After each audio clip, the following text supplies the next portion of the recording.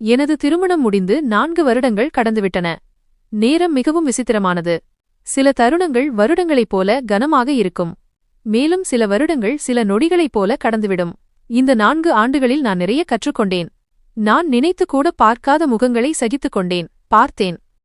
நான் எப்போதெல்லாம் என் தாய் வீட்டிற்குச் செல்வேனோ அப்போதெல்லாம் என் அண்ணி என்னை விருந்தினராக அல்லாமல் தன் சொந்த சகோதரியைப் போல வரவேற்பார். கையில் தேநீர் கோப்பை, கூடவே எனக்கு பிடித்த சில தின்பண்டங்களை செய்து வைத்திருப்பார். என் பொருட்களையும் என் ஓய்வையும் முழுமையாக கவனித்துக் கொள்வார். நான் இரவில் தாமதமாக உறங்கினால் எனக்காக வீட்டில் அமைதியான சூழலை உருவாக்குவார். அண்ணி என்னை மதிப்பது மட்டுமல்லாமல் அம்மாவையும் நன்றாக பார்த்துக் கொள்கிறார் என்று நான் எப்போதும் நினைத்தேன். என் அம்மா தேவகி. அந்த பெண் வாழ்க்கையின் புயல்களிலிருந்து எங்களை தனியாக பாதுகாத்து வளர்த்தார். அப்பா இறந்த பிறகு அவர் உடைந்து போனார். ஆனால் எங்கள் முன்னால் ஒருபோதும் பலவீனமாக தெரியவில்லை. தையல் இயந்திரம் அவரது அறையின் நிரந்தர அங்கமாக இருந்தது. அதிகாலையில் எழுவது, காலை உணவு சமைப்பது, எங்களை தயார்படுத்துவது, பள்ளிக்கு அனுப்புவது, பிறகு நாள் முழுவதும் தையல் வேலையில் ஈடுபடுவது, இதுவே அவரின் அன்றாட வேலையாக இருந்தது. அவர் கைகளில் எப்போதும் ஊசி நூல் மட்டுமே தெரியும். அம்மாவும் ஒரு பெண்தானே என்று நான் பலமுறை நினைத்திருக்கிறேன். அவரும் சோர்வடைவார்தானே. ஆனால் அவர் முகத்தில் சோர்வுக்கு பதிலாக தைரியமே தெரிந்தது. நானும் என் சகோதரனும்தான் அவருக்கு உலகம். மகன் என்றாலும் மகள் என்றாலும் இருவரும் சமம் என்று அம்மா எப்போதும் சொல்வார். எனக்கு நீங்கள் இருவரும் ஒன்றுதான். உண்மையில் அம்மா சகோதரனுக்கும் எனக்கும் எந்த வித்தியாசமும் பார்க்கவில்லை. சகோதரனை படிக்க வைத்தார். ஒரு பெண் தன்னம்பிக்கையுடன் இருக்க தேவையான அனைத்தையும் எனக்கும் கற்றுக் கொடுத்தார். தையல், எம்பிராய்டரி, பேச்சுத்திறன். அம்மா எனக்கு சுயசார்பையும் கற்றுக் கொடுத்தார். எனக்கு திருமணம் ஆனபோது அம்மாவின் கண்களில் கண்ணீரும் புன்னகையும் இருந்தது. நான் விடைபெறும்போது எப்போதெல்லாம் நான் அவரை பார்க்கச் செல்வேனோ அவர் என்னை கட்டிப்பிடித்து, மகளே, வீட்டில் சந்தோஷமாக இரு என்பார். புகுந்த வீட்டில் மகள்கள் பூக்களைப் போல இருப்பார்கள். நறுமணமாக இரு, முள்ளாக மாறாதே. நான் ஒவ்வொரு முறையும் அவர் காலடியில் அமர்ந்து அவர் கைகளை பிடித்து, அம்மா, நான் என்னவாக இருக்கிறேனோ அது உங்கள் வளர்ப்பு மற்றும் கலாச்சாரத்தினால்தான் என்று சொல்வேன். அண்ணன் திருமணத்திற்கு பிறகு தனக்கென தனியறை கட்டிக்கொண்டு அண்ணியுடன் வசிக்கத் தொடங்கினான். ஆரம்ப நாட்களில் அண்ணி அம்மாவிடம் மிக நன்றாக நடந்து கொண்டார். அவருக்கு நேரத்திற்கு மருந்து கொடுப்பது, சாப்பாட்டை கவனிப்பது, அவருக்கு பிடித்த தேநீர் தயாரிப்பது என அனைத்தையும் அண்ணி மகிழ்ச்சியுடன் செய்தார். அம்மாவின் முதுமை நிம்மதியாக கழியும் என்று நினைத்தேன். நான் வரும்போதெல்லாம் அண்ணி அம்மாவைப் பற்றி கவலைப்பட வேண்டாம் என்று சொல்வார். நாங்கள் முழுமையாக பார்த்துக் கொள்கிறோம். நீங்கள் புகுந்த வீட்டில் சந்தோஷமாக இருங்கள் என்பார். நானும் அவர் பேச்சை நம்பினேன். என் நம்பிக்கை வலுவாக இருக்க காரணம் அவர் அம்மாவும் என் முன்னால் எப்போதும் சொல்வார். மகளே, உன் அண்ணி மிகவும் சேவை மனப்பான்மை கொண்டவள். நான் சொல்லாத வேலையை கூட செய்துவிடுவாள். கடவுள் அவளை நன்றாக வைத்திருக்கட்டும். காலம் இப்படியே ஓடிக்கொண்டிருந்தது. ஒருநாள் அம்மா சொன்னார், உன் அண்ணி மிகவும் நல்லவள். எனக்கு இப்போது நிம்மதி கிடைத்துவிட்டது. நான் அண்ணிக்கு வாழ்த்துக்களை தெரிவித்தேன். அம்மாவின் வாயால் பாராட்டை கேட்டதும் என் மனதில் எங்கோ ஒரு வலி ஏற்பட்டது. என் கணவர் விகாஸின் வேலையின்மை காரணமாக என் வாழ்க்கையின் கஷ்டங்கள் தொடங்கியிருந்தன. ஆனால் அம்மாவின் வீட்டிற்கு வந்தால் எனக்கு நிம்மதி கிடைக்கும். அம்மாவின் மடியில் தலை வைத்து அவர் பேசுவதை கேட்டால் உலகின் எல்லா கசப்புகளையும் மறந்துவிடுவேன். ஒரு நாள் அம்மாவின் கையில் மருந்து போட்டிருப்பதை பார்த்தேன். என்ன ஆனது என்று கேட்டேன். தையல் தைக்கும்போது ஊசி குத்திவிட்டது என்று அம்மா சொன்னார். ஒன்றுமில்லை. நான் பெரிதாக யோசிக்கவில்லை. அம்மா எப்போதும் சிறிய காயங்களை சாதாரண விஷயமாகவே எடுத்துக்கொள்வார். கண்ணுக்கு தெரியாத சில காயங்களும் உண்டு. அவை மிகவும் ஆழமானவை என்று எனக்கு எப்படி தெரியும்? அவை ஆன்மாவில் ஏற்படுபவை. ஆனால் உண்மை எப்போதும் நாம் பார்ப்பது போல் இருப்பதில்லை. வாழ்க்கை திரைக்கு பின்னால் மறைந்திருக்கும் காட்சிகள் நேரம் திரையை விலக்கும்போதுதான் வெளிவரும். அந்த நேரம் வரப்போகிறது. அம்மாவின் வீட்டில் அமைதி இருந்தாலும் என் சொந்த வாழ்க்கை ஒரு கடினமான சோதனையாக மாறியிருந்தது. என் கணவர் விகாஸ் மிகவும் படித்தவர். MBA படித்திருந்தார். ஆரம்பத்தில் ஒரு பெரிய நிறுவனத்தில் வேலை கிடைக்கும் என்ற உற்சாகம் இருந்தது. நல்ல பதவி கிடைக்கும், எல்லாம் சரியாகிவிடும் என்று நினைத்தார். ஆனால் காலம் எங்களை நிறுத்திய பாதை. கனவுகள் குறைவு, யதார்த்தம் அதிகம் என்ற நிலையில் இருந்தது. திருமணத்திற்குப் பிறகு அவர் வெவ்வேறு இடங்களுக்கு வேலை தேடிச் சென்றார். பல நேர்காணல்களை சந்தித்தார். சில இடங்களில் 2-3 வாரங்கள் வேலையும் செய்தார். ஆனால் நிறுவனம் மூடப்பட்டது அல்லது சம்பளம் நேரத்தில் கிடைக்கவில்லை. பெரும்பாலும் மாலையில் சோர்வாக திரும்பி வந்து, அஞ்சலி, அதிர்ஷ்டம் நம்மீது கோபமாக இருக்கிறது என்று சொல்வார். நீங்கள் முயற்சி செய்து கொண்டே இருங்கள் என்று நான் அவருக்கு தைரியம் சொல்வேன். கடவுள் கண்டிப்பாக நல்லது செய்வார். ஆனால் என் வார்த்தைகளால் சமையலறை அடுப்பு எரியவில்லை. கணவரிடம் வேலை இல்லாதபோது நான் தையல் வேலை செய்து கொஞ்சம் பணம் சேர்ப்பேன். அம்மா அவ்வப்போது ஏதாவது கொடுப்பார். ஆனால் நான் மீண்டும் மீண்டும் அவர்கள் வாசலுக்கு செல்ல முடியாது. சுயமரியாதை என்று ஒன்றும் இருக்கிறதல்லவா? மாமியார் ஆரம்பத்தில் அமைதியாக இருந்தார். அவரும் சில நாட்கள் விஷயம் என்று நினைத்தார். ஆனால் மாதங்கள் கடக்க கடக்க அவர் பேசும் விதம் மாறத் தொடங்கியது. ஒரு நாள் மாலை தேநீர் அருந்தும்போது மாமியார் சொன்னார், அஞ்சலி, இந்த பையன் புத்தகங்களை மட்டுமே படித்திருக்கிறான், புத்திசாலித்தனம் கற்கவில்லை. நாம் எவ்வளவு காலம் இவர்களை சுமப்போம்? நான் பேச்சை மாற்ற முயன்றேன், ஆனால் கணவரும் அதை கேட்டுவிட்டார். அவர் அமைதியாக இருந்தார், ஆனால் உள்ளுக்குள் உடைந்து போனார் என்பதை நான் அறிவேன். மறுநாள் மாமியார் தெளிவான வார்த்தைகளில் சொன்னார், அஞ்சலி மகளே, இனி உங்கள் இருவரின் செலவையும் எங்களால் தாங்க முடியாது. எங்கள் சொந்த வாழ்க்கையே கஷ்டமாக இருக்கிறது. இனி நீங்கள் வேறு ஏற்பாடு செய்து கொள்ளுங்கள். இதை கேட்டதும் யாரோ என் முதுகெலும்பில் அடித்தது போல் இருந்தது. ஒரு கணம் என்ன சொல்வது என்று புரியவில்லை. கணவர் தலை குனிந்தார். நான் அறைக்கு வந்து அமைதியாக அமர்ந்தேன். 2 நாட்களுக்குப் பிறகு நாங்கள் பொருட்களை கட்டினோம். சில துணிகள், கொஞ்சம் பாத்திரங்கள் மற்றும் ஒரு பழைய போர்வை. கணவர் தெரிந்தவர் மூலம் வாடகைக்கு ஒரு சிறிய அறையை தேடினார். 3வது மாடியில் ஒரு பழைய பிளாட். உள்ளே சென்று பார்த்தால் ஒரு பல்பு கூட இல்லை. சுவர்களில் ஈரம் இருந்தது. தரையில் ஈரம் கசிந்த அடையாளங்கள் இருந்தன. நான் என் கணவரிடம் பரவாயில்லை, நாம் இங்கிருந்தும் தொடங்கலாம் என்று சொன்னேன். நீங்கள் மனதை தளரவிடாதீர்கள். நாங்கள் பழைய போர்வையை தரையில் விரித்து இருவரும் அங்கேயே அமர்ந்தோம். மறுநாளிலிருந்து நான் தெருவில் உள்ள ஒரு புத்திசாலி பெண்ணிடம் தையல் வேலை வாங்கத் தொடங்கினேன். நாள் முழுவதும் தையல் இயந்திரத்தை ஓட்டி மாலையில் சோர்வாகிவிடுவேன். என் கணவர் பெரும்பாலும் வீட்டிற்கு வெளியே இருப்பார். சில நேரங்களில் நேர்காணலுக்காகவும் சில நேரங்களில் ஏதாவது நிறுவனம் அல்லது ஏஜென்சிக்கு அலைந்து கொண்டிருப்பார். ஒரு நாள் அவர் சோர்வான காலடிகளுடன் திரும்பினார். கையில் செய்தித்தாள் இருந்தது. உட்கார்ந்ததும் சொன்னார், இன்று மீண்டும் நேர்காணல் கொடுத்தேன். இன்னும் 15 வேட்பாளர்கள் இருந்தார்கள். ஒருவரை விட ஒருவர் அனுபவம் வாய்ந்தவர்கள். நான் சொன்னேன், அநேகமாக இன்று உன் எண்ணாக இருக்கலாம், ஆனால் பார்க்கலாம் என்று அவருக்கு தைரியம் கொடுத்தேன். ஒரு நாள் கண்டிப்பாக வரும். கடவுள் காரணமில்லாமல் யாரையும் சோதிப்பதில்லை. நான் ஒருபோதும் புகார் செய்யவில்லை. என் அம்மாவிடமும் இல்லை, என் கணவரிடமும் இல்லை. ஆனால் ஒரு நாள் அப்படி வந்தது. எங்களிடம் மாவு வாங்கக்கூட பணமில்லை. நான் பழைய பர்ஸை தேடினேன். கடைக்குச் சென்று மாவு மற்றும் சர்க்கரை மட்டுமே வாங்கினேன். அன்று பருப்பு கூட இல்லை. கணவர் ஒன்றும் சொல்லாமல் வெறும் ரொட்டியை சாப்பிட்டுவிட்டு சொன்னார், அஞ்சலி, ஒரு வாரத்தில் என்னால் எதுவும் செய்ய முடியாவிட்டால் நான் ரிக்ஷா ஓட்ட ஆரம்பித்து விடுவேன். அது நேர்மையான வருமானம் என்று நான் சொன்னேன். அதில் அவமானப்பட ஒன்றுமில்லை. அந்த நாட்களில் நான் பலமுறை மக்களின் நடத்தை மாறியிருப்பதை பார்த்தேன். முன்பு எங்களை தங்களுடன் அமர வைத்தவர்கள் இப்போது சந்திக்கும்போது பார்வையை திருப்பிக் கொண்டனர். ஒரு பழைய நண்பர் கணவரை சந்தித்து, இன்னும் சும்மாதான் இருக்கிறாயா என்று சிரித்துக்கொண்டே சென்றுவிட்டார். அன்று இரவு என் கணவர் என்னிடம் எதுவும் பேசவில்லை. ஆனால் அந்த தருணங்கள் அனைத்திலும் எங்களை இணைத்து வைத்திருந்த ஒரு விஷயம், ஒருவருக்கொருவர் இருந்த நம்பிக்கை. அவர் எவ்வளவு உடைந்திருந்தாலும் எனக்காக போராடுகிறார் என்று எனக்கு தெரியும். என்ன நடந்தாலும் நான் அவருடன் இருக்கிறேன் என்று அவருக்கும் தெரியும். ஒரு நாள் மாலை விகாஸ் வீட்டிற்குள் நுழைந்தபோது நீண்ட நாட்களுக்குப் பிறகு முதல் முறையாக அவர் முகத்தில் அந்த பிரகாசத்தை கண்டேன். அவர் கையில் ஒரு வெள்ளை உரை இருந்தது. கதவை திறந்ததும் சொன்னார், அஞ்சலி, வேலை கிடைத்துவிட்டது. நான் அவசரமாக தண்ணீர் டம்ளரை கையில் எடுத்துக்கொண்டு அவர் அருகில் சென்றேன். உண்மையாவா? எங்கே? அவர் கட்டிலில் அமர்ந்து நீண்ட மூச்சு விட்டு சொன்னார், கிளிப்டனில் ஒரு தனியார் நிறுவனம் உள்ளது. மார்க்கெட்டிங் உதவியாளர் பதவி. நேர்காணல் ஒரு வாரத்திற்கு முன்பு கொடுத்தேன். ஆனால் பதில் வரும் என்று எதிர்பார்க்கவில்லை. இன்று போன் வந்தது, எங்கே இருக்கிறீர்கள் என்று. நாளை மறுநாள் வேலையில் சேர வேண்டும். சம்பளமும் நல்லது. மிகச் சிறந்த விஷயம் என்னவென்றால் போக்குவரத்துப்படியும் கிடைக்கும். நான் சிரித்துக்கொண்டே அவர் கையை பிடித்தேன். கடவுள் நம் உழைப்பை வீணாக்க மாட்டார் என்று நான் சொன்னேன் அல்லவா என்றேன். அன்று மாலை நாங்கள் 2 கோப்பை தேநீர் மற்றும் சில பிஸ்கட்களுடன் ஒரு சிறிய கொண்டாட்டத்தை கொண்டாடினோம். விகாசிடம் நான் சொன்னேன், இனி நாம் சரியான நேரத்தில் வாடகை கொடுக்க வேண்டும். மின்சார கட்டணமும் செலுத்த வேண்டும். ஆம், என் தையல் இயந்திரத்தையும் பழுது பார்க்க வேண்டும். விகாஸ் சம்மதத்துடன் தலையசைத்தார். இந்த முறை சம்பளம் கிடைத்ததும் உனக்காக நான் ஒரு புதிய ஆடை கண்டிப்பாக வாங்குவேன் என்றார். மறுநாள் காலை நான் சீக்கிரம் எழுந்தேன்.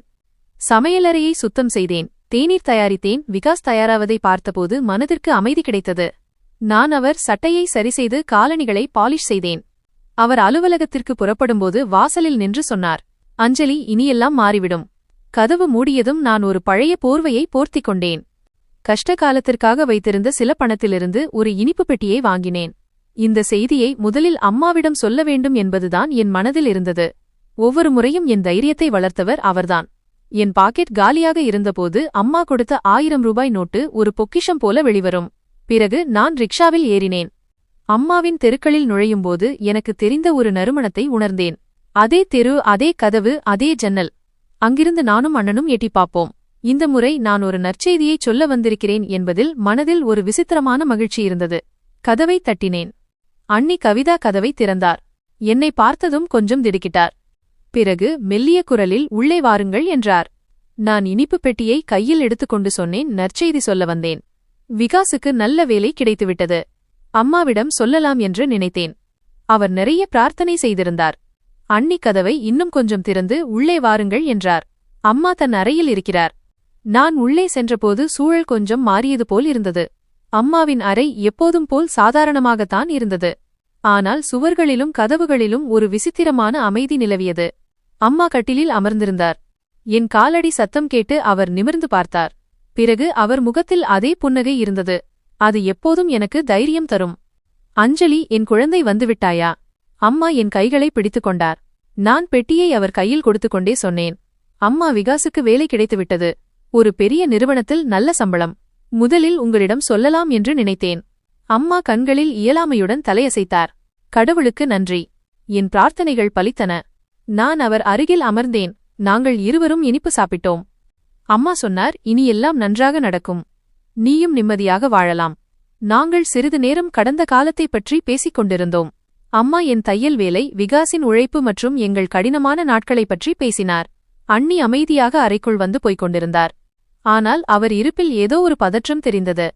அம்மா என் தலையில் கை வைத்து, மகளே, இந்த கடந்து போன நாட்களை நினைத்து வருத்தப்படாதே என்றார். எல்லாம் நன்றாக நடக்கும், நீங்கள் இருவரும் மகிழ்ச்சியாக இருப்பீர்கள் என்று மனதில் நம்பிக்கை வை. நான் பதில் சொன்னேன். அம்மா, எல்லாம் உங்கள் ஆசிர்வாதத்தின் பலன்தான். இப்போது கையில் கொஞ்சம் பணம் வந்திருப்பதால் உங்கள் மருந்து மாத்திரைகள் சரியான நேரத்தில் கிடைக்க வேண்டும் என்று விரும்புகிறேன். உங்கள் சிறிய தேவைகள் பூர்த்தியாக வேண்டும். அம்மா ஏதோ சொல்ல விரும்பினார். ஆனால் அண்ணியின் இருப்பு அவரை தடுத்திருக்கலாம். அண்ணியின் கண்கள் வேறு எதையோ சொல்கின்றன என்பதை நான் உணர்ந்தேன். நான் அம்மாவின் கைகளை முத்தமிட்டு, இப்போது விடைபெறுகிறேன் என்றேன். மாலையில் விகாஸ் வந்துவிடுவார். அவரிடம் எல்லாவற்றையும் சொல்ல வேண்டும். வாசல் வந்து நான் திரும்பி அம்மாவை பார்த்தேன். அவர் இன்னும் அங்கேயே கட்டிலில் அமர்ந்து கதவை நோக்கியவாறு இருந்தார். அவர் கண்களில் ஒரு பிரகாசம் இருந்தது. ஒருவேளை மகிழ்ச்சியாக இருக்கலாம். ஒரு தாய் தன் குழந்தையின் நல்ல நிலையில் உணரும் அந்த ஒளியாக இருக்கலாம். நான் வாசலை விட்டு வெளியே வந்தேன். ஆனால் மனதில் ஒரு விசித்திரமான அமைதியின்மை இருந்தது. அண்ணியின் மௌனம், அவர் பார்வை மற்றும் அம்மாவின் தேக்கம், ஏதோ ஒன்று இருந்தது. அது வார்த்தைகளுக்கு அப்பாற்பட்டது. நான் அம்மாவை சந்தித்துவிட்டு வந்தேன். மனதில் ஒரு விசித்திரமான நிம்மதியுடன் திரும்பினேன். விகாசிடம் எல்லாவற்றையும் விரிவாகச் சொன்னேன். அவர் சிரித்துக்கொண்டே சொன்னார், நல்லது செய்தாய். அம்மாவின் ஆசீர்வாதம் வாங்கச் சென்றாய். வாழ்க்கையில் இந்த ஆசீர்வாதங்கள்தான் பயன்படும். மறுநாள் மாலை அம்மாவின் நினைவு மீண்டும் மனதில் வந்தது. சில நாட்களுக்குப் பிறகு மீண்டும் இனிப்பு எடுத்துச் செல்லலாம் என்று நினைத்தேன். ஒருநாள் நான் கடைவீதி வழியாகச் சென்றபோது ஒரு சிறிய பரிசு பெட்டியை பார்த்தேன். சும்மா வாங்கி வைத்துக் கொள்ளலாம் என்று நினைத்தேன்.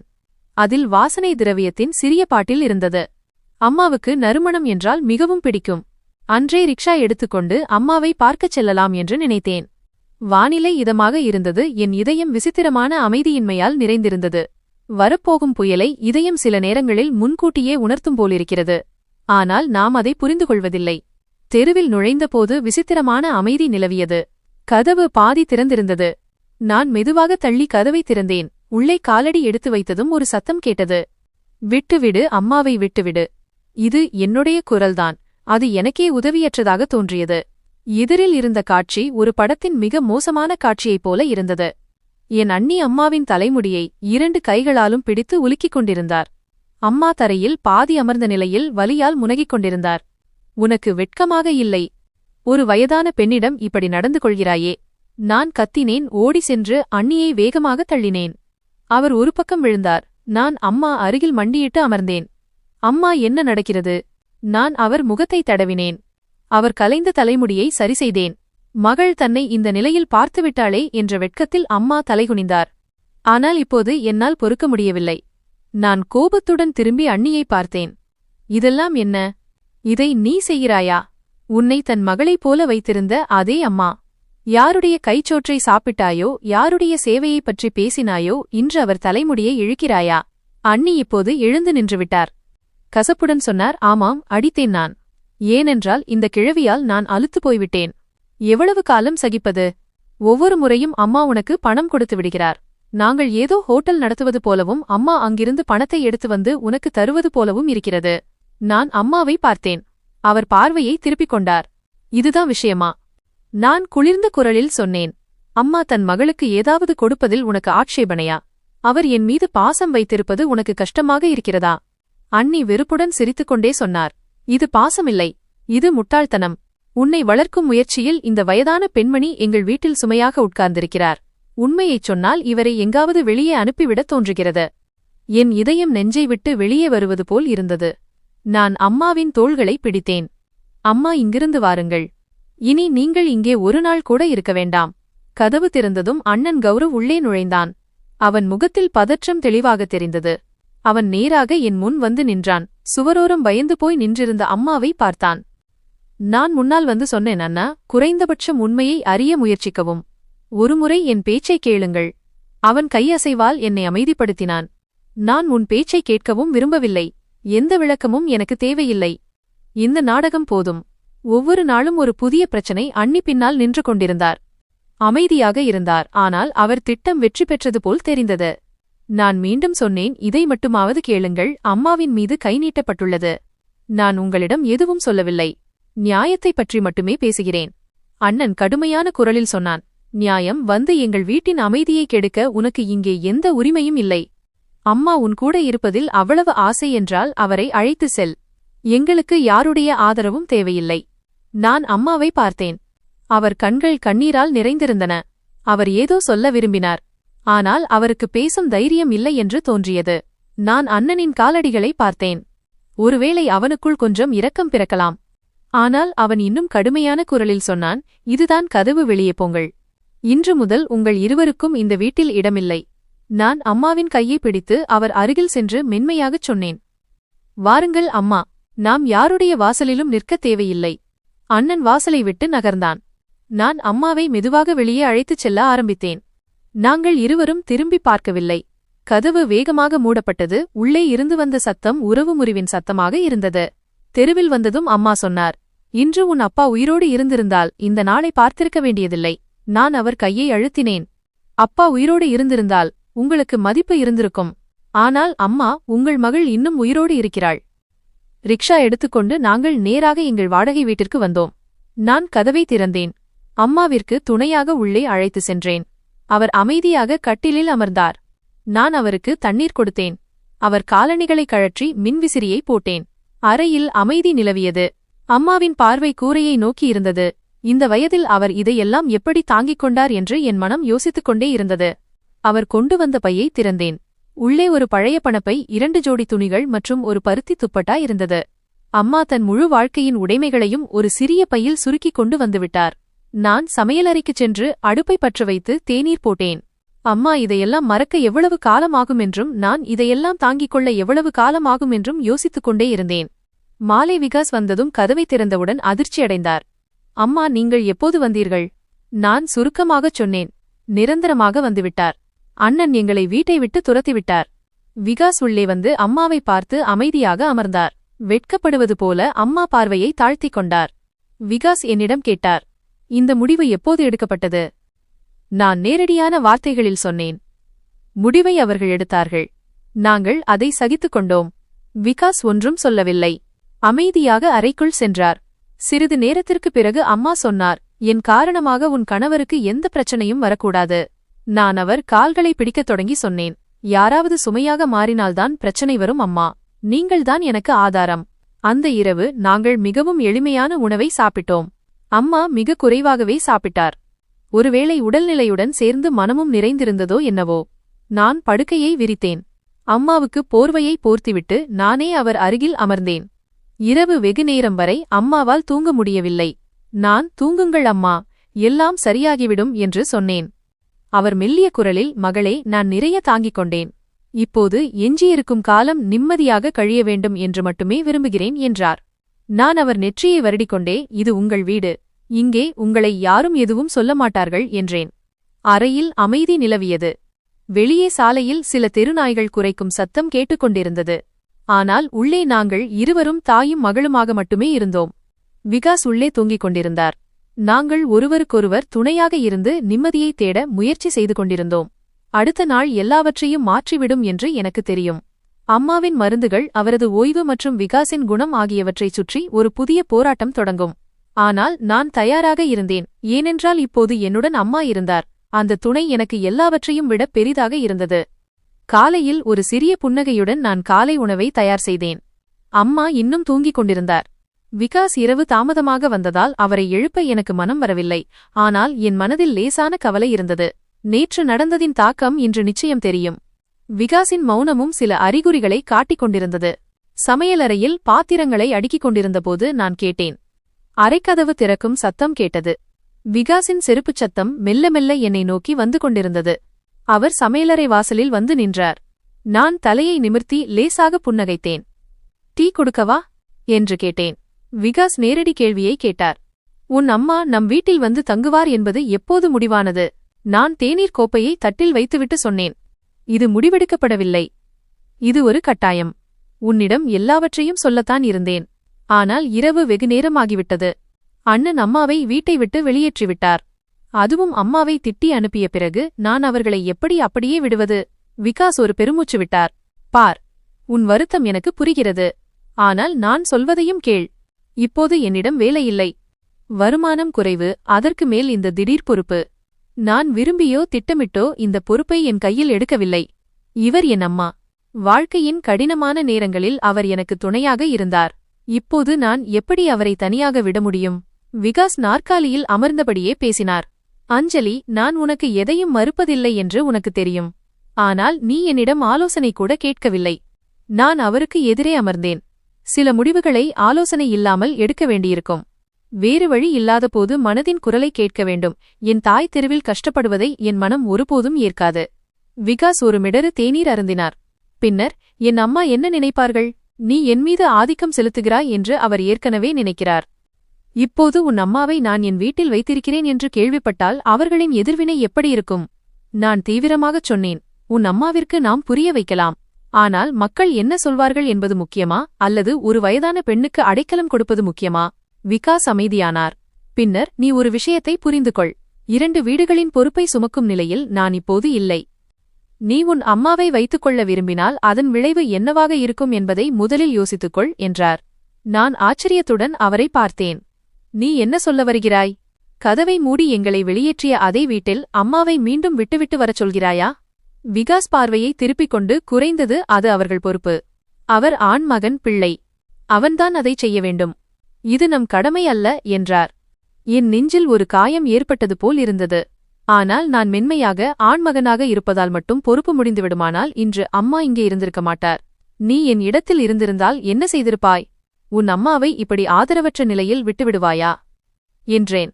அவர் சற்று எரிச்சலுடன், நீ எல்லாவற்றிற்கும் உணர்ச்சிகரமான சாயம் பூசுகிறாய். நான் யதார்த்தத்தை பேசுகிறேன் என்றார். நான் பொறுமையாகச் சொன்னேன். யதார்த்தம் என்னவென்றால், அம்மா வயதாகிவிட்டார். இப்போது அவர் நம் தயவில் இருக்கிறார். நாம் அவரை வைத்துக் கொள்வதா அல்லது கைவிடுவதா என்பது நம் மனசாட்சியை பொறுத்தது. விகாஸ் தேநீரை முடித்துவிட்டு நாற்காலியில் இருந்து எழும்போது, நாம் மின்சாரக் கட்டணத்தை சரியான நேரத்தில் செலுத்த முடியாத போதும் என் மனசாட்சி உறுத்துகிறது. நீ துணிகளை தைப்பதை சரியான நேரத்தில் முடிக்க முடியாத போதும் உறுத்துகிறது. இப்போது இதையெல்லாம் தாண்டி இன்னொரு நபர் சேர்ந்துள்ளார் என்றார். நான் எழுந்து நின்று அவரிடம் நேராக கேட்டேன். அப்படியானால் சொல் விகாஸ், நம்மால் அவர்களின் பாரத்தை தாங்க முடியாது என்று சொல்லி அம்மாவை வெளியேற்றச் சொல்கிறாயா? விகாஸ் சிறிது நேர மௌனத்திற்குப் பிறகு, ஆம், நான் அதைத்தான் விரும்புகிறேன். நீ கேட்டாய், நான் உண்மையைச் சொல்லிவிட்டேன். அவர் இந்த வீட்டில் இருப்பதை நான் விரும்பவில்லை. என் கால்கள் தரையில் ஒட்டிக்கொண்டது போல் இருந்தது. நான் மெதுவாக, அப்படியானால் விகாஸ், அம்மா இந்த வீட்டை விட்டுச் சென்றால் நானும் அவர்களுடன் செல்வேன் என்பதை தெரிந்து கொள் என்றேன். விகாஸ் ஒரு கணம் என் கண்களை பார்த்தார். பின்னர் கதவை திறந்து வெளியே சென்றுவிட்டார். விகாஸ் சென்ற பிறகு அறையில் மரண அமைதி நிலவியது. நான் அங்கேயே நின்றிருந்தேன். அந்த வார்த்தைகள் இன்னும் என் காதுகளில் ஒலித்துக் கொண்டிருந்தன. அவர் இந்த வீட்டில் இருப்பதை நான் விரும்பவில்லை. என் முதுகின் பக்கம் லேசான சலசலப்பு கேட்டது. நான் திரும்பி பார்த்தேன். அம்மா வாசலுக்கு அருகில் நின்றிருந்தார். அவர் முகத்தில் எந்த உணர்ச்சியும் இல்லை. ஆனால் அவர் எல்லாவற்றையும் கேட்டுவிட்டார் என்பதை கண்கள் தெளிவாக காட்டின. என் கால்களுக்கு அடியில் பூமி நழுவியது. அம்மாவின் கண்களில் நான் வார்த்தைகளை தேட முயன்றேன். ஆனால் அவர் ஒரு மெல்லிய புன்னகையுடன் பேசினார். எல்லாவற்றையும் கேட்டுவிட்டேன் மகளே. கதவு கொஞ்சம் திறந்திருந்தது. குரல் வெளியே கேட்டது. நான் முன் சென்று அவர் கையை பிடித்துக் கொண்டேன். அம்மா, நீங்கள் கேட்டது ஒரு நொடிக்கோபம் மட்டுமே. விகாஸ் கோபத்திலிருந்தார். அவர் மனதிலிருந்து அப்படிச் சொல்ல நினைக்கவில்லை. அவர் கட்டிலில் அமர்ந்தார். அவர் கைகள் என் கைகளில் இருந்தன. ஆனால் முன்பு இருந்த அந்த வெப்பம் இப்போது அதில் இல்லை. அவர் சிறிது நேரம் அமைதியாக இருந்தார். பிறகு அவர், மகளே, ஒன்று சொல்கிறேன், தவறாக நினைக்காதே. என்னை முதியோர் இல்லத்திற்கு அனுப்பிவிடாதே என்றார். இந்த வாக்கியம் நேராக இருந்தது. யாரோ கூர்மையான வார்த்தையால் குத்தியது போல் இருந்தது. என் உதடுகள் ஒட்டிக்கொண்டன. அம்மா, உங்களுக்கு எப்படி இப்படி ஒரு எண்ணம் வந்தது? அவர் என்னை பார்த்தார். சில நேரங்களில் மனிதன் தன்னை ஒரு பாரமாக உணரத் தொடங்குகிறான். மற்றவர்களிடமிருந்தும் அதே அனுபவம் கிடைக்கும்போது முதியோர் இல்லத்தின் சுவர்கள் கூட சொந்தமாக தோன்றுகின்றன. நான் அவர் அருகில் மண்டியிட்டு அமர்ந்து, நீங்கள் பாரமில்லை அம்மா, இது உங்கள் வீடு. உங்கள் மகளின் வீடு. உங்களை இங்கிருந்து யாரும் வெளியேற்ற முடியாது என்றேன். அம்மா லேசாகத் தலையசைத்தார். பேச்சை கேட்டுக்கொண்டாலும் நம்பத் தயாராக இல்லாதது போல் இருந்தது. விகாஸ் சொன்னதும் சரிதான் மகளே. அவனது அழுத்தம், வேலை, சிறிய வீடு, செலவுகள் என அனைத்தையும் நான் புரிந்துகொள்கிறேன். நான் உனக்கு பாரமாக இருக்க விரும்பவில்லை. நான் நிதானமாக, உறவுகள் அழுத்தத்தில் அளவிடப்படும்போது அம்மா போன்ற உறவு மிகவும் விலைமதிப்பற்றதாகிறது என்றேன். அறையில் மீண்டும் அமைதி நிலவியது. அம்மாவின் கண்களில் பல கேள்விகள் இருந்தன. என் இதயத்தில் பல பதில்கள் இருந்தன. ஆனால் அவை எந்த விளைவையும் ஏற்படுத்தவில்லை. அன்று மாலை விகாஸ் வீடு திரும்பினார். முகம் சோர்வாக இருந்தது. அவரும் நாள் முழுவதும் இதையே நினைத்திருக்கலாம். கதவை திறந்ததும் அவர் என்னை பார்த்தார். பிறகு அம்மாவின் மீது பார்வைப்பட்டது. அவர் குரல் மாறவில்லை. ஆனால் நடத்தை சற்று மென்மையாக தெரிந்தது. சாப்பாடு இருக்கா என்று கேட்டார். நான் சுருக்கமாக, ஆம், தயாராக இருக்கிறது என்று பதிலளித்தேன். நாங்கள் 3 பேரும் ஒன்றாக சாப்பிட்டோம். ஆனால் அது ஒரே மேஜையில் அமர்ந்திருந்த 3 வெவ்வேறு கதைகளைக் கொண்ட மனிதர்கள் போல் இருந்தது. சாப்பிட்ட பிறகு விகாஸ் அறைக்குள் சென்றுவிட்டார். நான் அம்மாவின் பாத்திரங்களை எடுக்கத் தொடங்கினேன். அம்மா என் கையை பிடித்தார். மகளே, இனி ஒவ்வொரு அடியையும் யோசித்து வைக்க வேண்டும். நான் மென்மையாக, அம்மா, கால்கள் தயங்கினால் வாழ்க்கை சிதறிவிடும். நாம் ஒன்றாக இருப்போம், ஏதாவது செய்து கொள்வோம் என்றேன். மறுநாள் காலையில் அம்மா பூஜை முடித்து வெளியே வந்தார். நான் அவருக்கு தேநீர் தயாரித்து 2 பிஸ்கட்களை வைத்தேன். அவர் அமைதியாக தேநீர் அருந்தினார். திடீரென்று, அஞ்சலி, ஒரு உறவு என்பது பேசுவதால் மட்டும் உருவாவதில்லை, நடத்தையாலும் உருவாகிறது. நடத்தை மாறும்போது உறவு உயிருடன் இருக்கும்போதே இறந்துவிடுகிறது என்றார். நான் இடைமறித்து, அம்மா, விகாசுக்கு நேரம் கொடுங்கள். அவர் மனம் மாறியிருக்கிறது. ஆனால் சூழ்நிலை அப்படி செய்ய வைத்திருக்கலாம் என்றேன். அம்மா கோப்பையை கீழே வைத்தார். எனக்கு நேரத்தை பற்றிய கவலை இல்லை, தங்குமிடம் பற்றிய கவலைதான். நீயும் உண்மையை எதிர்கொள்ள வேண்டும் என்று நான் விரும்புகிறேன். விகாஸ் மீண்டும் கடுமை காட்டினால் நானே எங்காவது சென்று விடுவேன். நான் உரத்த குரலில், நீங்கள் எங்கும் செல்ல மாட்டீர்கள். இதுவே கடைசி வார்த்தை. விகாஸிடம் இனி நான் வெளிப்படையாக பேசுவேன். இந்த விஷயம் இனி பாதியில் விடப்படாது என்றேன். அன்று முதல் முறையாக விகாசுடன் மோதிக்கொண்டேனும் பேச வேண்டும் என்று முடிவு செய்தேன். ஏனெனில் என் அம்மாவின் முகத்தில் இந்த உதவியற்ற நிலையை என்னால் இனியும் பார்க்க முடியவில்லை. இரவு விகாஸ் அறைக்கு வந்ததும் நான் கதவை மூடிவிட்டு நேராக கேட்டேன். விகாஸ், என் அம்மாவால் உனக்கு ஏதேனும் பிரச்சனை இருந்தால் தெளிவாகச் சொல். ஆனால் நினைவில் கொள், அம்மா சென்றால் நானும் அவர்களுடன் செல்வேன். விகாஸ் சிறிது நேரம் அமைதியாக இருந்தார். பின்னர், அஞ்சலி, நான் உன்னை நேசிக்கிறேன் என்று உனக்கு தெரியும். ஆனால் சில விஷயங்கள் உண்மையை அடிப்படையாக கொண்டவை என்றார். நான் உறுதியான குரலில் சொன்னேன். காதல் என்பது வார்த்தைகளால் மட்டும் வருவதல்ல, ஏற்றுக்கொள்வதில் இருக்கிறது. என் அம்மாவை நீ ஏற்றுக்கொள்ளவில்லை என்றால் உன் காதல் எனக்கு அர்த்தமற்றது. விகாஸ் தலைகுனிந்து, எனக்கு சிறிது நேரம் கொடு என்றார். நான் கதவை திறந்து வெளியே வந்தேன். அம்மா இன்னும் முற்றத்தில் அமர்ந்திருந்தார். அவர் முகத்தில் சோர்வு இருந்தது. ஆனால் நான் அவர் அருகில் சென்று அமர்ந்தபோது, பேசிவிட்டாயா என்று கேட்டார். நான், இனி பேச்சு இல்லை, முடிவுதான் என்றேன். அவர் புன்னகைத்தார். ஆனால் அவர் கண்கள் இன்னும் ஈரமாக இருந்தன. அன்று இரவு அம்மா என் அருகிலேயே தூங்கினார். என் மனதில் ஒரு உறுதிமொழி என்றென்றும் விழித்துக் கொண்டது. அம்மாவுக்கு இனி வேறு வீடு கிடைக்காது. அம்மாவுடன் அந்த கடைசி இரவை நாங்கள் அமைதியாக கழித்தோம். அவர் என்னுடனே கட்டிலில் படுத்திருந்தார். ஆனால் அவருக்கு தூக்கம் வரவில்லை. நான் கண்களை மூடியிருந்தேன். ஆனால் அவர் அடிக்கடி புரண்டு படுப்பதை நான் அறிந்தேன். சில சமயம் அவர் கை என் தோளில் படும். சில சமயம் மெதுவாக எழுந்து தண்ணீர் குடிப்பார். பிறகு வந்து அமர்ந்து கொள்வார். காலையில் நான் கண் விழித்தபோது அவர் எழுந்திருந்தார். பூஜை முடித்து அமைதியாக தேநீர் அருந்த உட்கார்ந்தார். நான் அவர் அருகில் அமர்ந்து, ஏதாவது யோசிக்கிறீர்களாம்மா என்று கேட்டேன். அவர் நேரான பார்வையுடன் பார்த்து, நான் யோசித்துவிட்டேன் அஞ்சலி. உனக்காக எளிமையை கொண்டு வர வேண்டும். உனக்கும் விகாசுக்கும் இடையில் நான் சுவராக இருக்க விரும்பவில்லை என்றார். நான் உடனே, அம்மா, அப்படி பேசாதீர்கள். நான் எந்த கஷ்டத்தையும் தாங்கிக் கொள்வேன். ஆனால் உங்களை எங்கும் செல்லவிடமாட்டேன் என்றேன். அவர் என்னை பார்த்தார். என் மகளே, நீ நிறைய துணை நின்று விட்டாய். இப்போது என் முறை. நான் உனது வாழ்க்கைக்கு பாரமாக இல்லாத இடத்திற்கு செல்ல என்னை அனுமதி என்றார். இது பிடிவாதம் அல்ல, சுயமரியாதையின் வெளிப்பாடு என்று எனக்கு தெரியும். ஆனால் என்னாலும் எதுவும் சொல்ல முடியவில்லை. அவர் கண்கள் இப்போது எந்த முடிவுக்காகவும் காத்திருக்கவில்லை. முடிவு எடுக்கப்பட்டுவிட்டது என்ற தகவலை மட்டுமே அது தந்தது. மதிய வேளையில் அம்மாவின் மருந்து மற்றும் துணிகளை ஒரு சிறிய பையில் வைத்தேன். அவர் எதுவும் சொல்லவில்லை. படுக்கையை மட்டும் மடித்துக் கொண்டிருந்தார். நான் ரிக்ஷாவை வரவழைத்து அவரை அழைத்துக் கொண்டு கிளம்பினேன். வழியில் நாங்கள் இருவரும் அமைதியாக இருந்தோம். ரிக்ஷாவின் சத்தத்திலும் அம்மாவின் மௌனம் தெளிவாக கேட்டது. முதியோர் இல்லத்தை அடைந்து கதவை தட்டினோம். சுமார் 40 வயது மதிக்கத்தக்க ஒரு பெண் கதவை திறந்தார். நெற்றியில் துப்பட்டா மற்றும் முகத்தில் தீவிரமிருந்தது. எப்படி வந்தீர்கள் என்று கேட்டார். நான் தயக்கத்துடன் என் அம்மா தங்குவதற்கு இடம் தேடி வந்திருக்கிறேன் என்றேன். சிறிது நேரம் கழித்து அவர் கதவை திறந்தார். வாருங்கள், உள்ளே வாருங்கள் என்றார். நானும் அம்மாவும் உள்ளே நுழைந்தோம். எதிரே ஒரு சிறிய வராண்டா இருந்தது. இடது பக்கம் 2 அறைகள், வலது பக்கம் ஒரு பெரிய ஹால். அங்கு வரிசையாக கட்டில்கள் போடப்பட்டிருந்தன.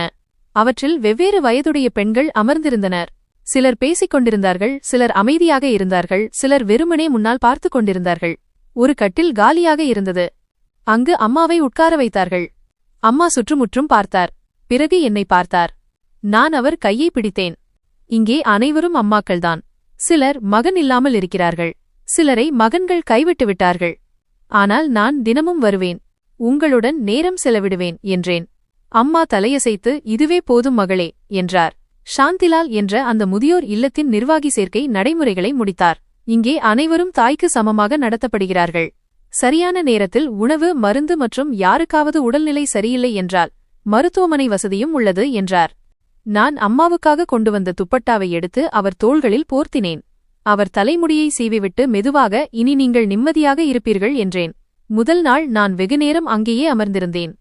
அம்மாவுடன் பேசிக் கொண்டிருந்தேன். பக்கத்து கட்டிலில் இருந்த ஒரு மூதாட்டி சிறிது நேரம் கழித்து என்னிடம், மகளே, நீ எங்கிருந்து வருகிறாய்? உன் அம்மாவை விட்டுச் செல்ல வந்தாயா அல்லது அழைத்துச் செல்ல வந்தாயா என்று கேட்டார். நான் மென்மையாக, நான் அம்மாவுடன் வந்திருக்கிறேன், இவர்கள் இங்கே விருந்தினர் என்று பதிலளித்தேன்.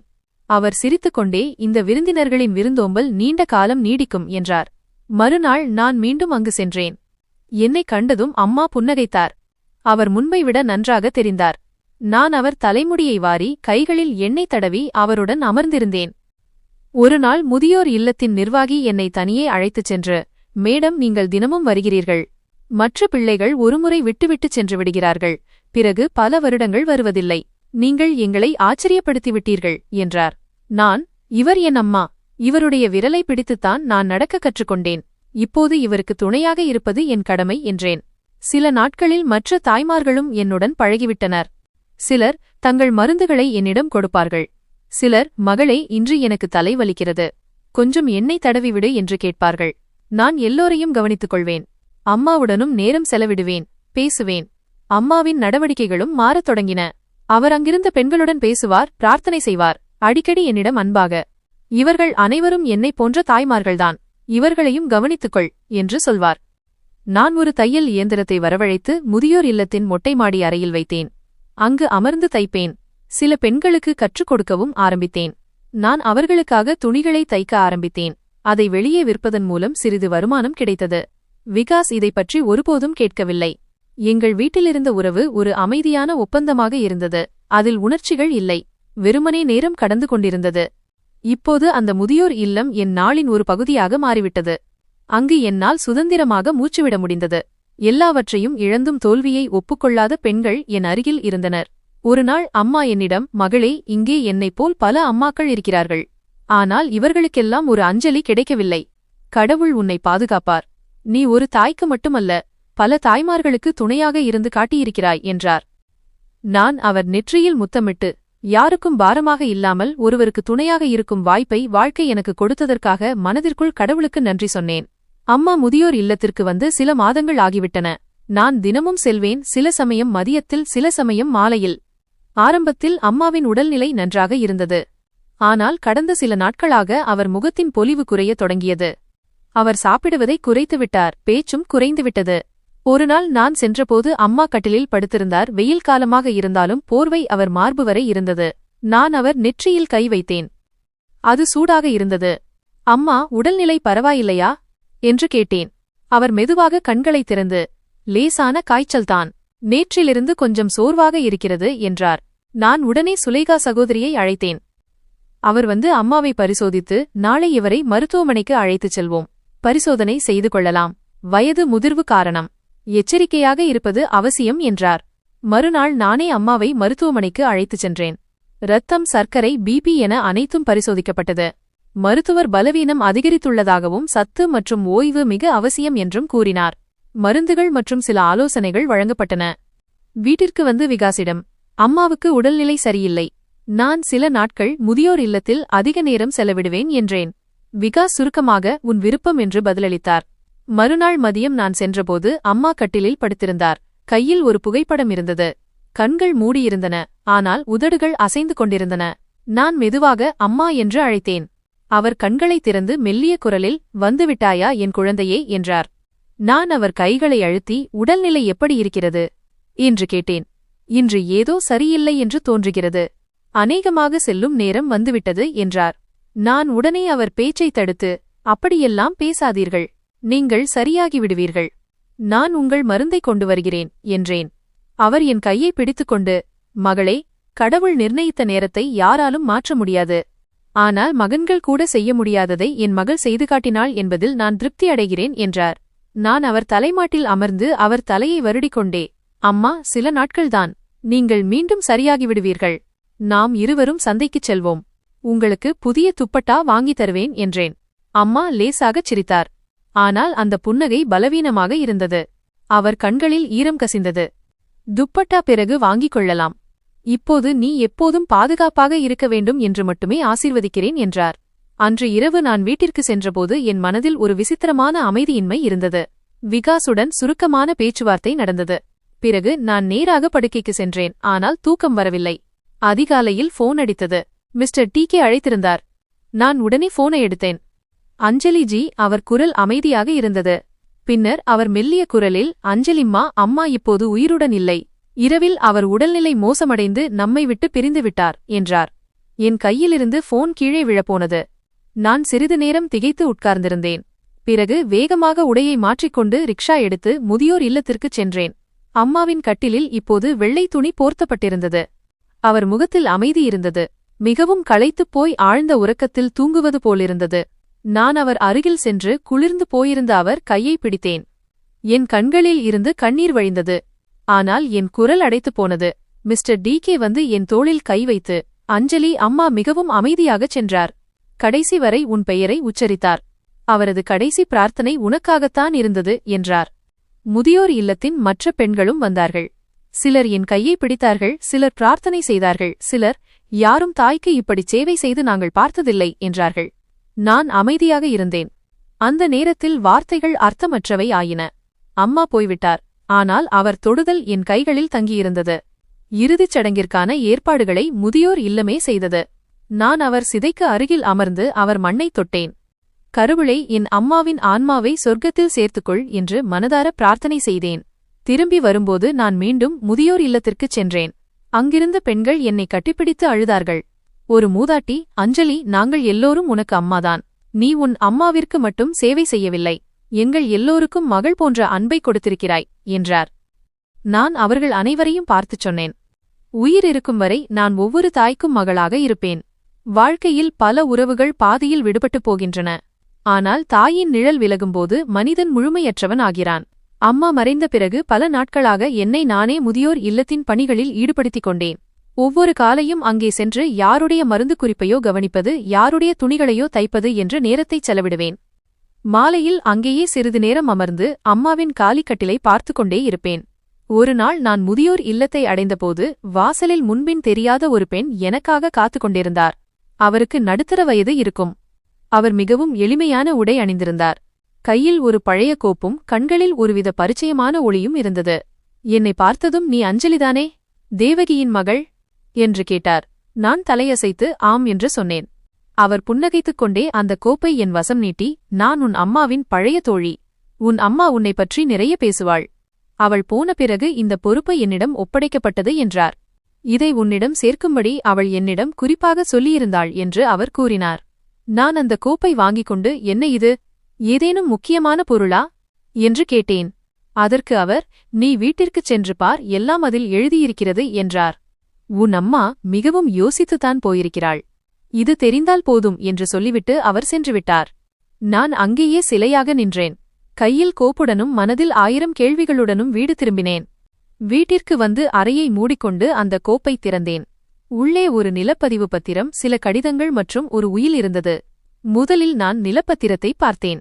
அது தாத்தாவின் கிராமத்தில் உள்ள சுமார் 12 ஏக்கர் விவசாய நிலம். அது அம்மாவின் பெயரில் இருந்தது. பிறகு நான் உயிலை படித்தேன். அது, நான் தேவகி, என் வாழ்க்கையின் கடைசி ஆண்டுகளில் என் நிலம் மற்றும் அது தொடர்பான அனைத்து சொத்துக்களையும் என் மகள் அஞ்சலியின் பெயருக்கு மாற்றுகிறேன் என்று எழுதியிருந்தது. என் மரணத்திற்குப் பிறகு இந்த சொத்துக்கள் அனைத்தும் அவளுக்கே சேரும் என்று அதில் குறிப்பிடப்பட்டிருந்தது. மேலும் என் மகன் கௌரவ் இந்த சொத்திலிருந்து நீக்கப்படுகிறான், ஏனெனில் அவன் என்னிடம் மோசமாக நடந்து கொண்டு வீட்டை விட்டு துரத்தினான் என்றும் எழுதியிருந்தது. யார் என் துயரத்தில் என்னுடன் இருந்தார்களோ அவர்களே என் வாரிசாக இருக்க வேண்டும் என்று நான் விரும்புகிறேன் என்று அந்த வரிகள் முடிந்தன. நான் அமைதியாக அமர்ந்திருந்தேன். அம்மாவின் முகம் என் கண்முன் வந்தது. அவர்களின் மௌனம், அவர்களின் பொறுமை, அவர்களின் வலியெல்லாம் நினைவுக்கு வந்தது. அவர்கள் ஒருபோதும் இதைப் பற்றி என்னிடம் பேசியதில்லை. சொத்து பற்றியோ உயில் பற்றியோ ஒரு வார்த்தை கூடச் சொன்னதில்லை. அவர்கள் தங்கள் வாழ்நாளில் தலைகுனிந்து வாழ்ந்தார்கள். ஆனால் இறந்த பிறகும் எனக்கு ஒரு பெரிய பரிசை அளித்துச் சென்றுள்ளார்கள். மாலையில் விகாஸ் வந்ததும் நான் அவரிடம் எல்லாவற்றையும் சொன்னேன். அவர் அதை கேட்டு சிறிது நேரம் அமைதியாக இருந்தார். பிறகு, அப்படியானால் இப்போது நீ நிலத்தின் உரிமையாளினி என்றார். நான் ஆம் என்று தலையசைத்தேன். ஆனால் இந்த நிலம் அம்மாவினுடையது. அவர்கள் எனக்கு கொடுத்திருக்கிறார்கள். அதனால் அவர்கள் விரும்பியபடியே இதை பயன்படுத்த வேண்டும் என்று நான் ஆசைப்படுகிறேன் என்றேன். விகாஸ் கேட்டார், நீ என்ன யோசித்து வைத்திருக்கிறாய்? நான் பதிலளித்தேன், முதலில் நிலத்தை பதிவு செய்வேன். பிறகு அந்த நிலத்தின் ஒரு பகுதியை விற்று முதியோர் இல்லத்தில் சீரமைப்பு பணிகளை செய்வேன். அம்மாவின் பெயரிலும் மீதமுள்ள பணத்தைக் கொண்டும் இந்த லைஃப் ஃபேக்டரியை, தையல் தொழிலை முன்னேற்றுவேன். அம்மா விதைத்த விதையை நான் ஒரு மரமாக மாற்ற விரும்புகிறேன் என்றேன். மறுநாள் நான் வழக்கறிஞரிடம் சென்றேன். பதிவு செயல்முறையை பற்றிய தகவல்களை பெற்று அனைத்தையும் முடித்தேன். கிராமத்து தலைவரையும் தொடர்பு கொண்டேன். சில வாரங்களில் நிலம் முழுமையாக என் பெயருக்கு மாறியது. ஒருநாள் தற்செயலாக நான் சந்தையில் என் அண்ணன் கௌரவை சந்தித்தேன். அவன் ஏதோ வாங்க வந்திருந்தான். என் பார்வை அவன் மீது பட்டதும் ஒரு நொடியில் பழைய உறவுகள் எல்லாம் மனதில் தோன்றின. அவன் என்னை பார்த்துவிட்டு ஒரு கணம் பார்வையை தாழ்த்திக் கொண்டான். நான் முன் சென்று வணக்கமண்ணா என்றேன். அவன் தயக்கத்துடன் வணக்கம் என்று பதிலளித்தான். நீங்கள் இங்கேயா என்று கேட்டேன். ஆம், ஏதோ அவசர வேலை இருந்தது என்றான். நீங்கள் எல்லோரும் நலமா என்று கேட்டேன். அவன் தலையசைத்து, ஆம், ஏதோ வாழ்க்கை ஓடுகிறது என்றான். பிறகு அவன் ஒரு கேள்வியை கேட்டுவிட்டான். அம்மா எல்லா சொத்துக்களையும் உன் பெயரில் எழுதி வைத்துவிட்டார்களாமே, கேள்விப்பட்டேன். நான் அமைதியாக பதிலளித்தேன், ஆம். அவர்கள் தங்கள் உயிலில் எல்லாவற்றையும் என் பெயருக்கு எழுதி வைத்திருந்தார்கள். அவன் அமைதியாகிவிட்டான். பிறகு எங்களிடம் தவறு நடந்துவிட்டது. நிலைமையை நான் புரிந்து கொண்டேன் என்றான். நான், ஒருவேளை இப்போது காலம் கடந்துவிட்டது. சில விஷயங்களுக்கான விலையை சரியான நேரத்தில் கொடுக்க வேண்டும். இல்லையென்றால் அது கையை விட்டு போய்விடும் என்றேன். அவன் ஏதோ சொல்ல வந்தான். ஆனால் நான் விடைபெற்றுக் கொண்டேன். போய் வருகிறேன் அண்ணா என்று சொல்லிவிட்டு வீடு திரும்பியபோது என் இதயத்தில் ஒரு விசித்திரமான உணர்வு இருந்தது. மகிழ்ச்சியுமில்லை, சோகமுமில்லை. வெறும் ஒரு வெறுமை இருந்தது. அம்மாவின் உயில் அந்த வெறுமையை இன்னும் ஆழமாக்கியது. நிலம் என் பெயருக்கு வந்துவிட்டது. அம்மா தன் வாழ்க்கையில் எடுக்க விரும்பிய முதல் அடியை நான் எடுத்தேன். ஆனால் நேரம், சூழ்நிலை மற்றும் மனிதர்கள் அவர்களுக்கு வாய்ப்பளிக்கவில்லை. முதியோர் இல்லத்தில் ஒரு புதிய பிரிவு கட்டும் திட்டத்தை உடனே தொடங்கி சில வேலைகளையும் ஆரம்பித்தேன். இந்த பிரிவு குறிப்பாக தங்கள் குடும்பத்தினரால் கைவிடப்பட்ட வயதான பெண்களுக்காக உருவாக்கப்பட்டது. அதற்கு தேவகி அறை என்று என் அம்மாவின் பெயரையே சூட்டினேன். முதியோர் இல்லத்தின் அந்த பகுதி மாறிக்கொண்டிருந்தது. புதிய கட்டில்கள், வெளிச்சம் நிறைந்த அறைகள், சுத்தமான குளியலறைகள் மற்றும் ஒவ்வொரு அறைக்கும் வெளியே ஒரு வேப்பமரம் நடப்பட்டது. அதனால் நிழலும் தூய காற்றும் கிடைக்கும். எனது தொழிற்சாலையை பொறுத்தவரை அது ஒரு சிறிய அறையில் அம்மாவின் தையல் இயந்திரத்துடன் தொடங்கியது. எனக்கு நிலம் கிடைத்ததும் அந்த தொழிற்சாலையை ஒரு முறையான நிறுவனமாக மாற்றினேன். அதற்கு தேவகி கிரியேஷன்ஸ் என்று பெயரிட்டேன். அங்கே நான் தையல், எம்பிராய்டரி, பின்னல் மற்றும் சிறிய கைவினை வேலைகளை தொடங்கினேன். அங்கே வேலை செய்த பெரும்பாலான பெண்கள் தங்கள் வீடுகளிலிருந்து வெளியேற்றப்பட்டவர்கள்தான். திறமை இருந்தும் வாய்ப்பு இல்லாதவர்கள் அவர்கள். தினமும் காலையில் நான் தொழிற்சாலைக்குச் செல்வேன். வேலைகளை பார்ப்பேன், ஆர்டர்களை சரிபார்ப்பேன், தொழிலாளர்களின் குறைகளை கேட்பேன். மாலையில் முதியோர் இல்லத்திற்கு வருவேன். என் வாழ்க்கை இப்போது 2 பகுதிகளாக பிரிக்கப்பட்டிருந்தது. ஆனால் 2 இடங்களிலிருந்தும் எனக்கு நிம்மதி கிடைத்தது. ஒவ்வொரு நாளும் ஒரு புதிய வெற்றி, ஒவ்வொரு முகத்திலும் புதிய நம்பிக்கை. அம்மாவின் அருளால் வீட்டின் நிலைமை இப்போது மிகவும் மேம்பட்டிருந்தது. நாங்கள் ஒரு நல்ல வாடகை வீட்டில் வசிக்கத் தொடங்கினோம். கணவர் விகாசும் தனது முந்தைய நடத்தையை நினைத்து மிகவும் வெட்கப்பட்டார். ஆனால் எனக்கு அவர் மீது எந்த புகாரும் இல்லை. பெற்ற மகனே மாறும்போது மருமகன் மேல் என்ன தவறு சொல்ல முடியும்? சில நாட்களுக்குப் பிறகு நான் ஒரு ஆன்மீக அமைப்பின் விழாவில் கலந்து கொண்டேன். அங்கே என் தொழிற்சாலையின் கடையும் வைக்கப்பட்டிருந்தது. அங்கே திடீரென்று ஒரு முகம் என் முன் வந்தது. அதை பார்த்து நீண்ட காலம் ஆகிவிட்டது. அண்ணன் கௌரவ். எளிமையான உடையில், முகத்தில் வருத்தம் மற்றும் கண்களில் வெட்கத்துடன் சகோதரி என்று என் நோக்கி வந்தான். அஞ்சலி என்று அழைத்தான். நான் குளிர்ந்த குரலில் சொல்லுங்கள் அண்ணா என்று பதிலளித்தேன். அவன் தயக்கத்துடன் சும்மாதான் வந்தேன். தரிசனம் செய்யவும் நடக்கவும் வந்தேன். உன் பெயரை பார்த்ததும் மனம் ஏதோ உணர்ந்தது என்றான்.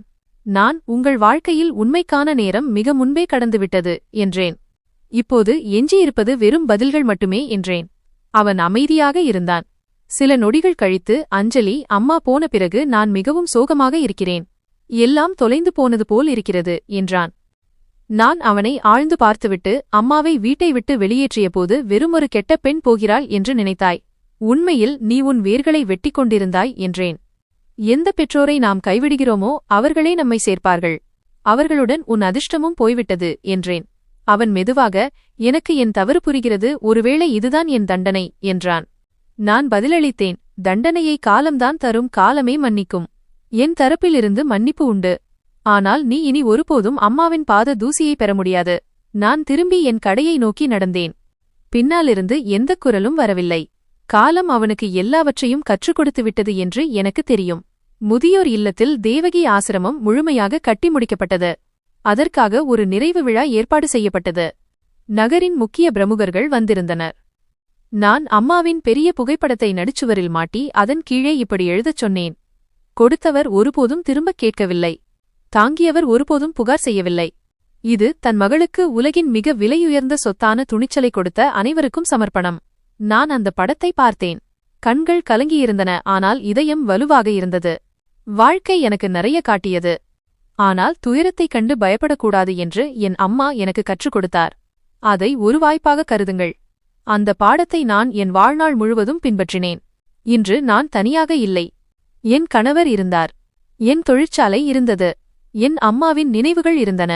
என்னை மகள் என்று அழைத்த அந்த தாய்மார்கள் இருந்தார்கள். மற்றும் ஒரு உண்மையான உறவிலிருந்து மட்டுமே வரும் அந்த நறுமணம் இருந்தது. அம்மாவின் சேவை ஒருபோதும் வீண் போகாது. அது பிரார்த்தனைகளில் மறைந்திருக்கும் சொர்க்கம். பெற்றோரை கைவிடுபவர்களிடமிருந்து அதிர்ஷ்டம் தானாகவே விலகிச் செல்கிறது.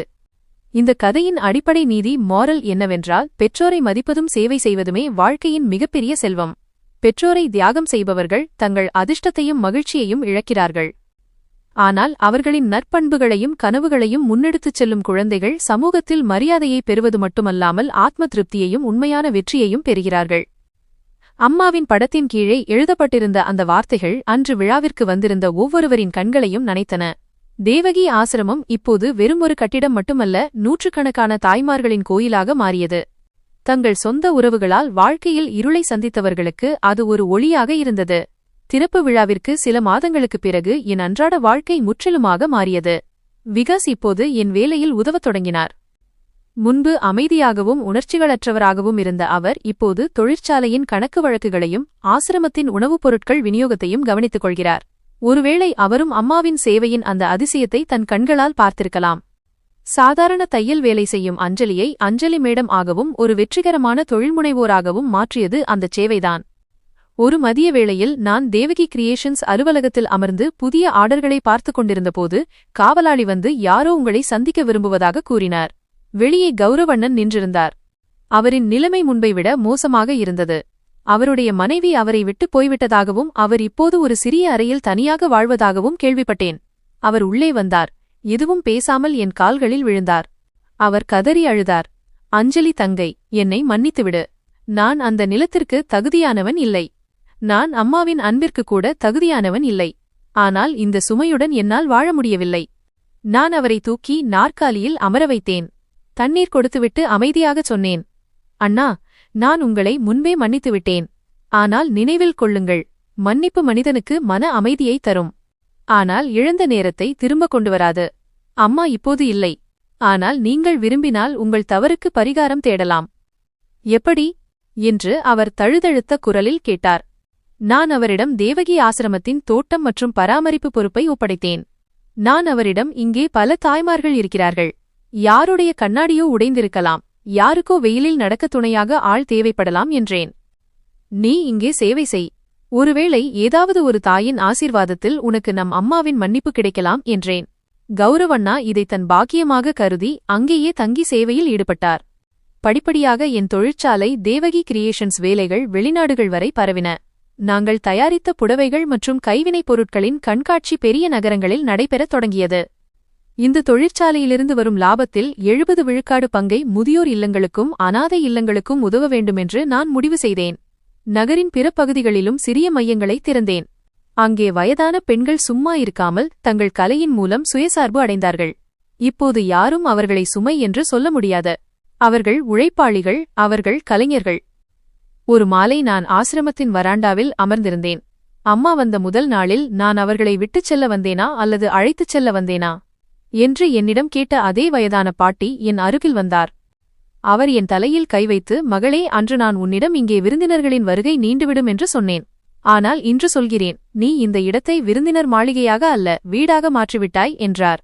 இப்போது எங்களுக்கு இங்கே மரண பயமில்லை, மாறாக வாழ்வதற்கு ஒரு புதிய காரணம் கிடைத்துள்ளது என்று கூறினார். காலம் அதன் வேகத்தில் சென்று கொண்டே இருந்தது.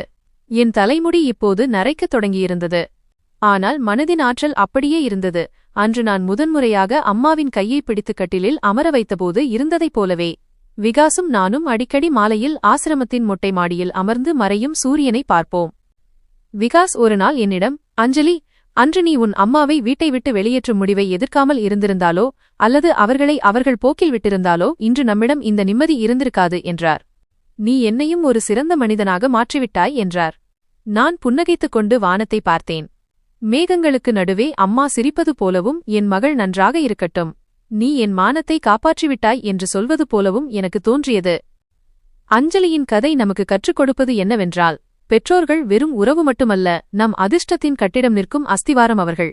யார் இந்த அஸ்திவாரத்தை தோண்டுகிறார்களோ அவர்களின் வீழ்ச்சி நிச்சயம். அஞ்சலி சுயநலமின்றி தாய்க்கு சேவை செய்தாள். அதன் பலனாக அவளுக்கு மரியாதை, சொத்து மற்றும் மன அமைதி கிடைத்தது. சகோதரன் கௌரவ் தாயை நிராகரித்தான். அதனால் காலம் அவனையும் தனிமைப்படுத்தியது. இறுதியில் அவன் எங்கே நிராகரித்தானோ அங்கேயே அவனுக்கு அமைதி கிடைத்தது. ஒரு மகள் நினைத்தால் அவள் தன் வீட்டை மட்டுமல்ல, சமூகத்தில் ஒதுக்கப்பட்ட நூற்றுக்கணக்கான பெண்களுக்கு மீட்பராகவும் மாற முடியும். அம்மாவின் அந்த தையல் இயந்திரம் இன்றும் தொழிற்சாலையின் பிரதான வாசலில் ஒரு கண்ணாடி பெட்டியில் வைக்கப்பட்டுள்ளது. சிறிய அடியெடுத்து வைப்பதன் மூலமும் பெரிய மாற்றங்களை கொண்டுவர முடியும் என்பதற்கு அந்த இயந்திரம் ஒரு சாட்சி. நோக்கங்கள் நல்லதாகவும் மனதில் அம்மாவின் ஆசீர்வாதமும் இருந்தால் போதும். கதை இத்துடன் முடிவடைகிறது. நண்பர்களே, இந்த கதை முழுவதும் கற்பனையானது. இதில் காட்டப்பட்டுள்ள அனைத்து கதாபாத்திரங்கள், இடங்கள், நிகழ்வுகள் மற்றும் உரையாடல்கள் பொழுதுபோக்கு மற்றும் உத்வேகத்திற்காக மட்டுமே வழங்கப்பட்டுள்ளன. உயிருடன் இருக்கும் அல்லது இறந்த நபர், உண்மையான குடும்பம் அல்லது நிகழ்வு ஆகியவற்றுடன் எந்தவொரு ஒற்றுமையும் இருந்தால் அது தற்செயலானது மட்டுமே. எந்தவொரு சமூக பிரிவினர், பெண்கள் அல்லது குடும்பத்தின் உணர்வுகளையும் புண்படுத்துவது எங்கள் நோக்கமல்ல. ஆம் நண்பர்களே, எங்களின் இன்றைய இந்த கதை உங்களுக்கு எப்படி இருந்தது என்பதை கமெண்ட் செய்து கண்டிப்பாகச் சொல்லுங்கள். இதுபோன்ற கதைகளை கேட்க எங்கள் சேனலை சப்ஸ்கிரைப் செய்யுங்கள். எங்கள் இந்த கதைக்கு ஒரு லைக் செய்யவும், அத்துடன் பகிரவும், ஷேர். மேலும் நண்பர்களே, நீங்கள் இந்த கதையை எந்த ஊரிலிருந்து கேட்கிறீர்கள் என்பதையும் கமெண்ட் செய்து உங்கள் ஊரின் பெயரைச் சொல்லுங்கள். நன்றி.